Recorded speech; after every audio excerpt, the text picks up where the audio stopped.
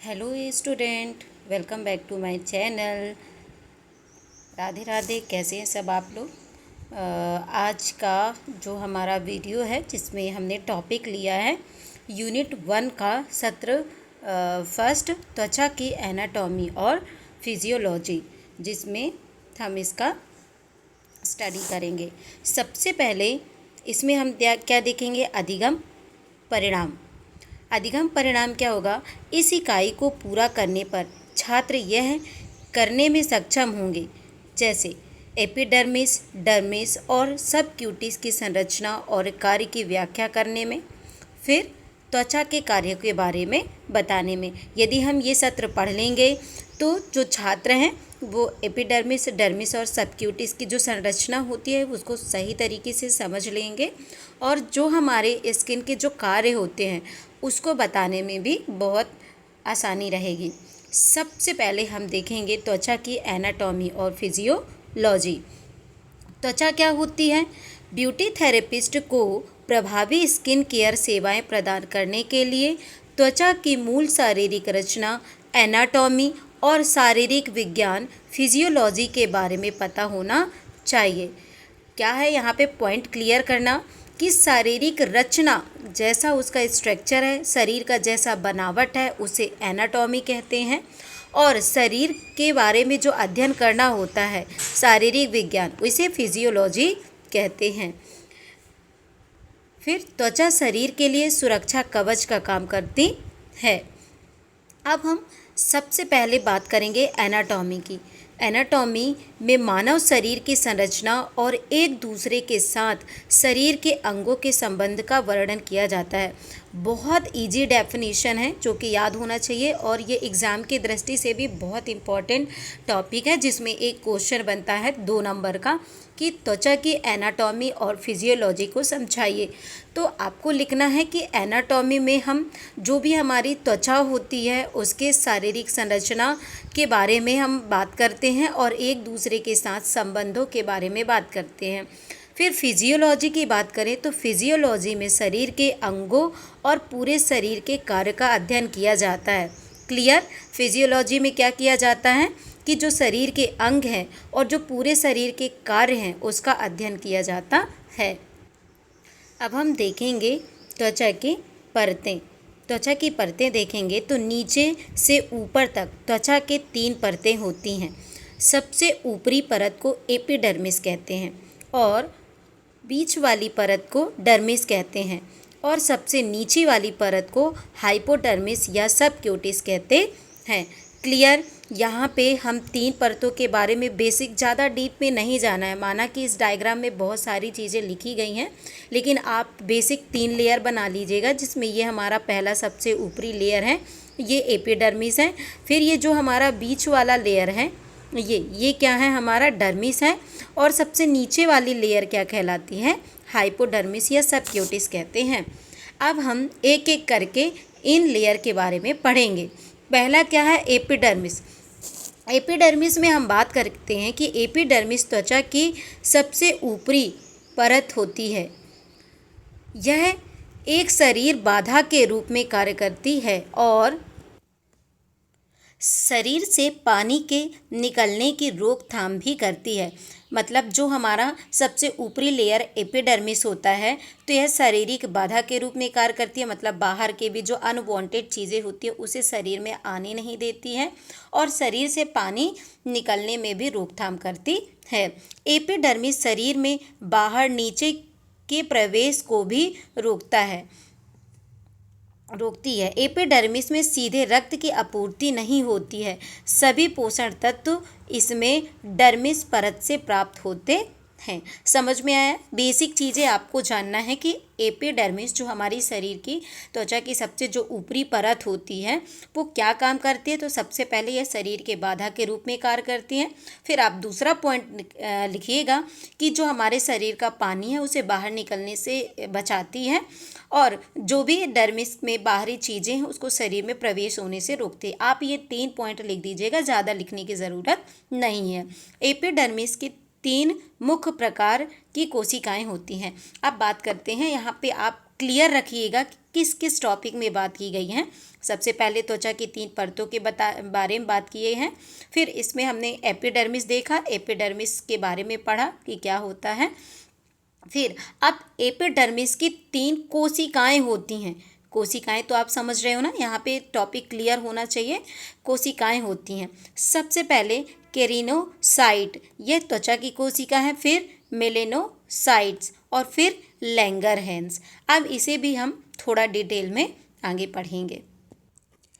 हम देखेंगे त्वचा की परतें। त्वचा की पहली परत स्ट्रेटम कॉर्नियम, ये सबसे कठोर परत होती है। ये क्या काम करती है? सबसे पहले ये सेल के प्रकार कॉर्नियोसाइट्स या स्क्वैमस कहा जाता है। नाभि के बिना मृत सूखने वाली कोशिकाएं होती हैं। तो आपको ना ये सब चीज़ें देख के डरना नहीं है।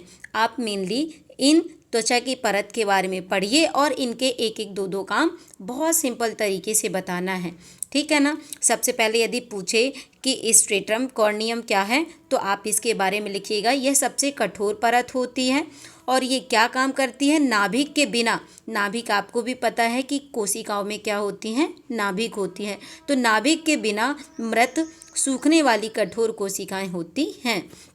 फिर दूसरा हम पढ़ेंगे स्ट्रेटम ग्रैनुलोसम, ये दानेदार परत होती हैं। कोशिकाओं में बेसोफिलिक ग्रेनुअल होता है। वैक्स सामग्री को आंतरिक कोशिकीय स्थानों में स्रावित सीक्रेट किया जाता है। फिर हम देखेंगे स्ट्रेटम स्पेनुलोसम। अब ये क्या काम करती है? आंतर कोशिकीय ब्रिज को डोस्मोसोम कहा जाता है, जो कोशिकाओं को एक साथ जोड़ती है। कोशिकाएं तेजी से चपटी हो जाती हैं क्योंकि वे ऊपर की ओर बढ़ती हैं। फिर अगला हम देखेंगे स्ट्रेटम बेसल, बेसल परत।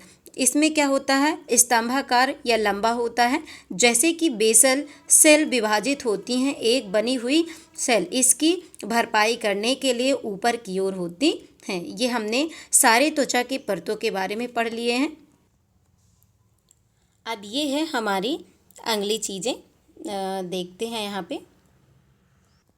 अब बात करते हैं हम केरेटिनोसाइट्स। केरेटिनोसाइट करता क्या है? केरेटिनोसाइट जब बाहर की ओर बढ़ते हैं तो ये अधिक परिपक्व व विभेदी हो जाते हैं। इनमें केरेटिन का जमाव हो जाता है, वे अंततः गिर जाते हैं या रगड़ते हैं।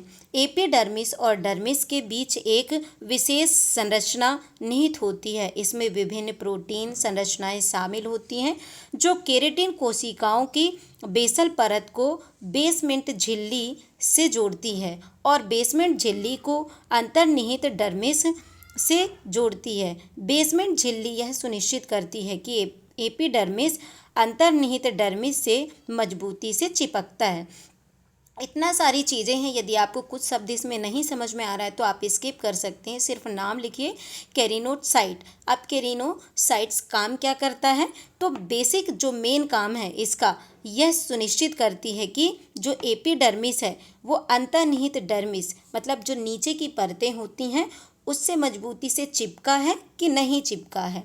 तो आप चाहें तो ये बाकी और सारी चीज़ें सिर्फ मैं बता देती हूँ आपको कि इसका नाम लिख के सबसे पहले ये लिखिएगा। केरिनोसाइट जब बाहर की ओर बढ़ती है तो ये तेज़ी से परिपक्व विभेदी हो जाती है, आप इतना लिखिएगा। फिर इसमें क्या होता है? इसमें केरेटिन का जमाव हो जाता है। इतना लिखने के बाद आप इतना याद कर सकते हैं कि बेसमेंट झिल्ली यह सुनिश्चित करती है कि एपिडर्मिस अंतर्निहित डर्मिस से मजबूती से चिपका रहता है। तो हमको मेन चीज़ें पढ़नी है। इतना सारा मटेरियल है, उसमें से हमको कुछ बेसिक चीज़ें मैं बता दूंगी जिसमें आप अपना नोट्स तैयार कर लीजिएगा। फिर अगली चीज़ें हम पढ़ेंगे, इसमें हम पढ़ेंगे मेलेनोसाइट। मेलेनोसाइट क्या काम करता है? मेलेनोसाइट्स एपिडर्मिस को बेसल परत में पाए जाते हैं। ये कोशिकाएं एक काले वर्णक का निर्माण करती हैं और जिसे मेलानिन कहा जाता है। मैं बात करूं कि किसी भी इंसान का जो भी कलर होता है वो मेलानिन की वजह से ही होता है और मेलानिन मेलेनोसाइट कोशिकाओं से ही बाहर आता है जो विभिन्न त्वचा के रंगों के लिए जिम्मेदार है। मेलानिन नामक छोटे पार्सल में पैकेट पैक होता है, जिसके बाद केराटिनोसाइट में स्थानांतरित कर दिया जाता है। मेलिनोसाइट त्वचा की पराबैंगनी किरणों से बचाता है। अब जैसे मैंने इसमें भी आपको ऊपर वाले केराटिनोसाइट में भी बताया था कि बेसिक क्या क्या याद कर लीजिएगा, ऐसे मैं आपको मेलिनोसाइट में भी बताती हूँ कि सबसे पहले मेलिनोसाइट में आपको लिखना है कि मेलिनोसाइट एपिडर्मिस बेसल परत में पाए जाते हैं। और ये क्या करते हैं, ये कोशिकाएं एक काले वर्णक का निर्माण करते हैं, मतलब जिसका रंग जितना डार्क होता है उसमें उतना ज़्यादा मेलिनोसाइट पाया जाता है। तो हम बोल सकते हैं कि जो हमारे शरीर में रंगों का निर्धारण है वो किसकी वजह से होता है, मेलिनोसाइट की वजह से होता है। मेलिनोसाइट ही जिम्मेदार होता है। ये छोटे पैकेट पार्सल के रूप में होता है और ये जो क्या होता है, केराटिनोसाइट में स्थानांतरित किया जाता है। और ये जो हमारा मेलिनोसाइट है ये पराबैंगनी जो किरण है उससे हमारी क्या करता है, त्वचा की रक्षा करता है। अब हम देखेंगे लंगरहैंस की कोशिकाएं। लंगरहैंस की कोशिकाओं में हम देखेंगे कि लंगरहैंस कोशिकाएं एपिडर्मिस में पाए जाने वाले प्रतिरक्षा कोशिकाएं हैं। देखो, सब कोशिकाओं का अपना पर्सनल एक काम होता है। जैसे मैं बात करूं, पहली जो अपन ने कोशिकाएं पढ़ी थी वो क्या कर रही थी कि शरीर से अनवांटेड चीज़ों में प्रतिरक्षा कर रही थी, जो हमारे शरीर का पानी है उसे बाहर जाने से रोक रही थी। फिर हमने दूसरी जो कोशिकाएं पढ़ी थी मेलानिन, वो क्या कर रही थी, हमारी त्वचा के रंग का निर्धारण कर रही थी और जो यूवी किरणें हैं उससे हमारे त्वचा की सुरक्षा कर रही थी। अब हम तीसरी कोशिकाओं की बात करते हैं, लंगरहैंस की कोशिकाएं। तो ये क्या करती हैं कि ये क्या करती है, प्रतिरक्षा कोशिकाएं होती हैं। ये शरीर के लिए एलर्जेस, शरीर के लिए बाहरी पदार्थ की पहचान करने में मदद करने के लिए जिम्मेदार होती है। समझ में आया। फिर मार्केल कोशिकाएं। मार्केल कोशिकाएं एपिडर्मिस की बेसल परत में पाई जाते हैं। मार्केल कोशिकाओं को देखने के लिए इम्यून हिस्टोकेमिकल स्टोन करने की आवश्यकता होती है।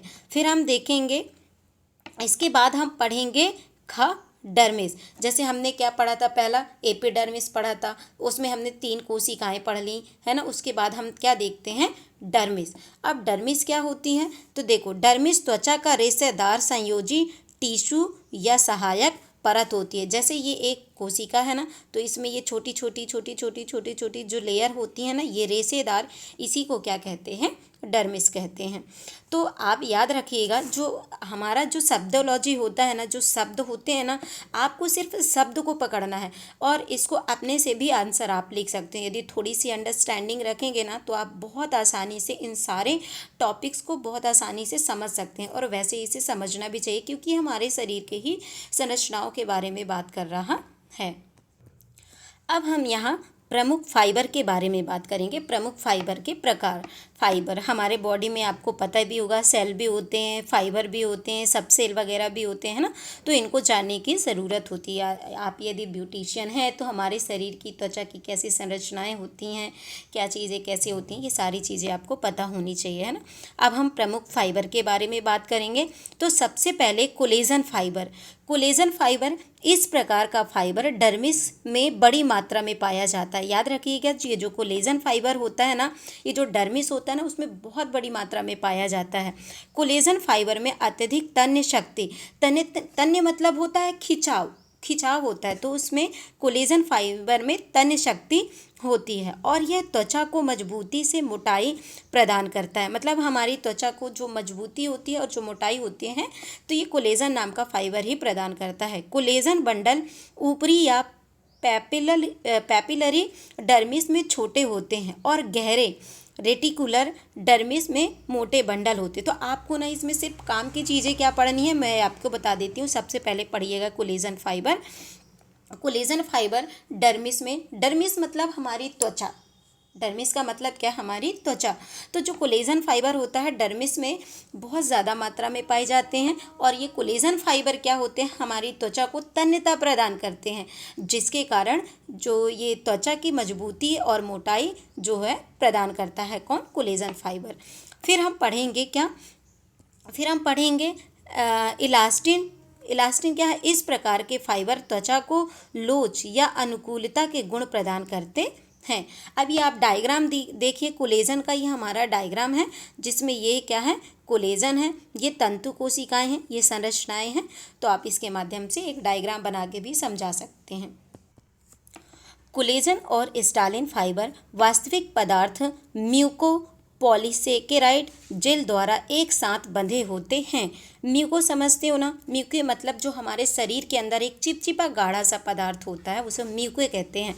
तो जो कोलेजन स्टालिन फाइबर होते हैं वो क्या होते हैं, एक दूसरे से जेल के द्वारा बंधे हुए होते हैं, जिसमें पोषक तत्व और अपशिष्ट अन्य ऊतक घटकों में फैल सकते हैं और इन्हें बना सकते हैं। डर्मिस में नसों, रक्त वाहिकाओं, एपिडर्मल, एडनेक्सल संरचनाएं जैसे ऊपर बताया गया है और कोशिकाएं भी होती हैं। अब हम देखते हैं अगला सेल सबक्यूटिस के बारे में देखते हैं। सबक्यूटिस क्या काम करता है, तो हम देखते हैं सबक्यूटिस एक वसा पदार्थ है। याद रखिएगा कि जो सबक्यूटिस है एक वसा मतलब जानते हो ना, फैट, जो डर्मिस और एपिडर्मिस के नीचे स्थित होता है। तो मैं बात करूं कि सबक्यूटिस कहाँ पे पाया जाता है, तो जो डर्मिस और जो एपिडर्मिस होता है उसके बीच में पाया जाता है। इसमें त्वचा के नीचे का ऊतक हाइपोडर्मिस या मैनिकुलस भी कहा जाता है। सबक्यूटिस में मुख्य रूप से वसा कोशिकाएं, तंत्रिकाएं, रक्तवाहिकाएं होती हैं। वसा कोशिकाओं को लोब्यूल में व्यवस्थित किया जाता है, जिन्हें सेप्टा नामक संरचनाओं द्वारा अलग किया जाता है। सेप्टा नसें, बड़ी रक्तवाहिकाएं, रेसादार ऊतक और फाइब्रोब्लास्ट होता है। रेसेदार सेप्टाइस त्वचा में डिम्पल का निर्माण किया जाता है। तो हम बात करते हैं सबक्यूटिस है क्या। तो आपको इतनी सारी डिटेल यदि नहीं भी पढ़नी है तो आप एक नोट्स बनाइएगा, जिसमें सबक्यूटिस टॉपिक डाल के पॉइंट बाय पॉइंट लिखिएगा कि सबक्यूटिस जो होता है एक वसा होता है, जो क्या होता है, डर्मिस और एपिडर्मिस के नीचे स्थित होता है। फिर अगला पॉइंट लिखिएगा, त्वचा के नीचे का ऊतक हाइपोडर्मिस और पेनिकुलस भी कहा जाता है। ठीक, उसके बाद आप क्या बताइएगा कि सबक्यूटिस में मुख्य रूप से वसा कोशिकाएं, तंत्रिकाएं और रक्तवाहिकाएं होती हैं। और ये क्या करता है, ये वसा कोशिकाओं को लोब्यूल में व्यवस्थित किया जाता है। और ये सारी चीज़ें जो भी आपको इसमें से सही पॉइंट लगे, जो आपको लर्न हो जाए, याद रहे, तो आप इसमें निकाल के अपना खुद का एक पर्सनल नोट्स बना सकते हैं। फिर हम अगला देखते हैं। एग्ज़ाम की दृष्टि से ये वाला टॉपिक जो त्वचा के कार्य हैं, त्वचा के कार्य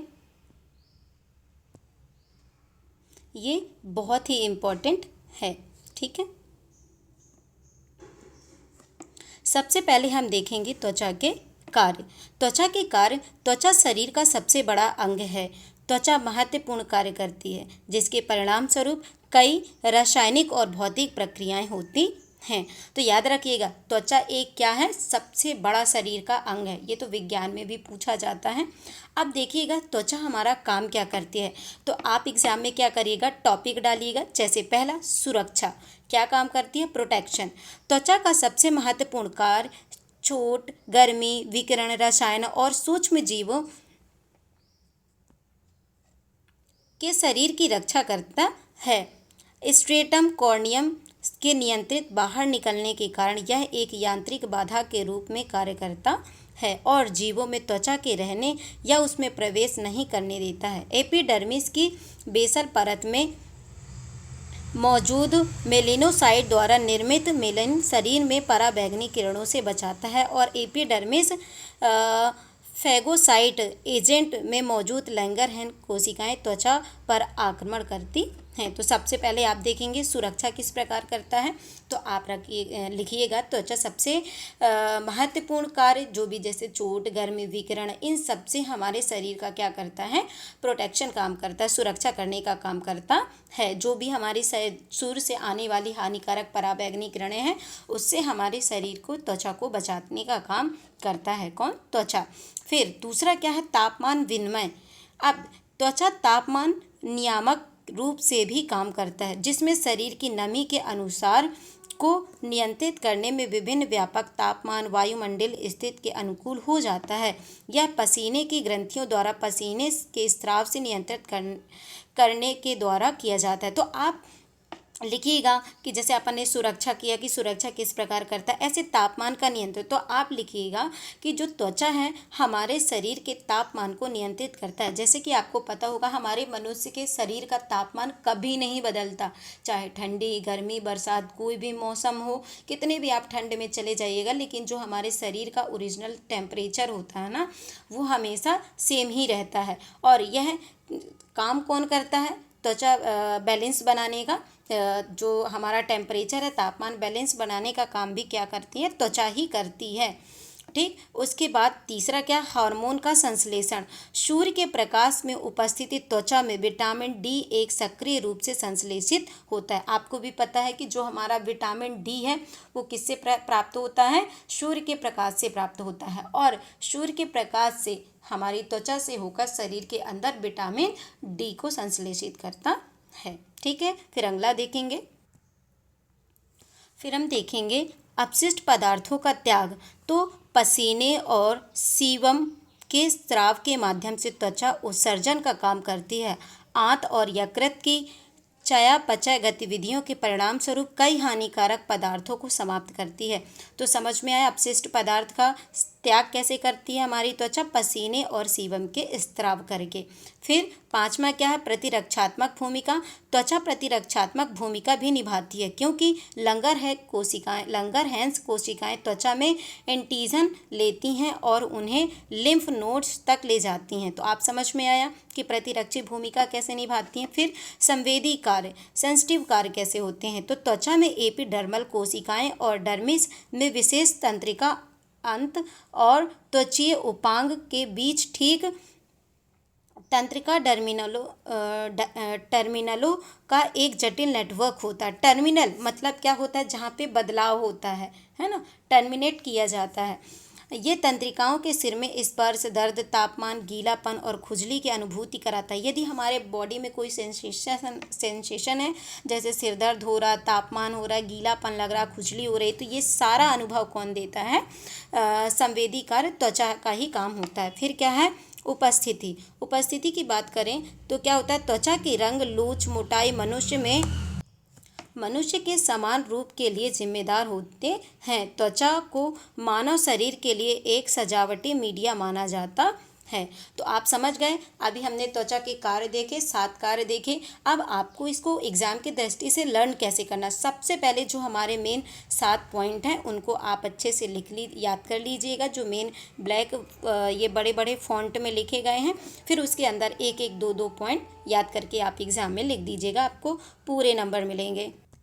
अब हमारा ये सत्र कंप्लीट होता है, जिसमें हमने पूरे सत्र के बारे में सारी चीज़ें डिटेल कर ली हैं, जो हमारे एग्ज़ाम की दृष्टि से, जो हमारे बुक में जितना सिलेबस है।